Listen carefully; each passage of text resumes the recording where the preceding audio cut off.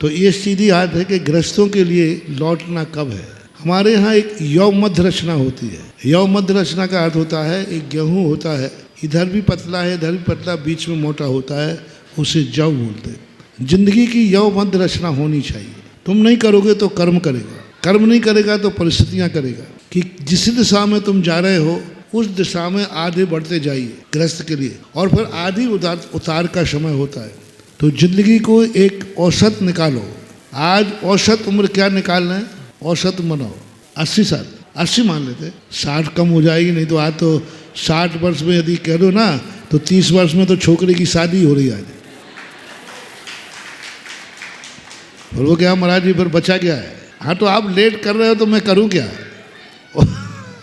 औसत उम्र में 40 साल के बाद 80 साल की उम्र है तो 40 साल तक व्यक्ति को गृहस्थी में प्रवेश करना चाहिए और 40 के बाद उसको लौटना चालू कर देना चाहिए।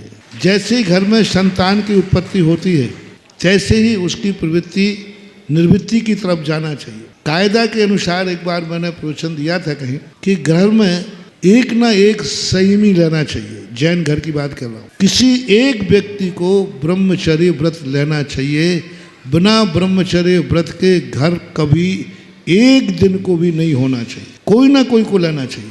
जैनी के घर में उसका हिसाब क्या बताया था कि 2 दंपति हैं, जब तक बेटे की शादी नहीं हुई तब तक तुम्हारा ब्रह्मचारी व्रत नहीं है। बेटे को ब्रह्मचारी व्रत दिलाओ कि शादी के पर्यंत तक, जब तक मेरी शादी नहीं हुई है तब तक मैं ब्रह्मचारी व्रत लेता हूँ।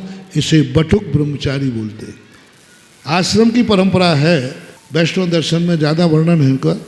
आश्रम की परंपरा में यही है, बालक को 8 वर्ष अंतर मुहूर्त में ब्रह्मचर्य व्रत दिलाया जाता है।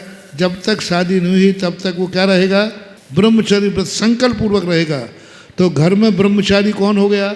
बालक। अब उसकी शादी हो जाएगी तो शादी होने के मंडप में ही दोनों माता पिता ब्रह्मचर्य व्रत ले लेंगे। तो उसके बाद बेटा तो अब्रह्म में जाएगा और माँ बाप ब्रह्मचर्य व्रत में जाएंगे।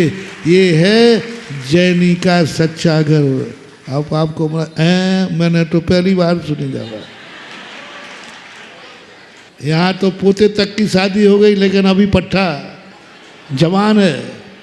तो ये परंपराएं थी और वस्तुतः उम्र भी ऐसे ही होती है। किसी दिन लंबे प्रवचन में बताऊंगा कि ज़िंदगी का बंटवारा कैसे करना चाहिए, ज़िंदगी कब लौटती है कब आती है, इस संबंध में बहुत बड़ी बातें आती हैं। तो आधे मन में 40 के बाद विचार करना शुरू कर लेना चाहिए कि अब मुझे लौटना भी है। और लौटते लौटते अपनी उम्र के तकाजे तक पूर्ण स्थान पर आ जाना चाहिए।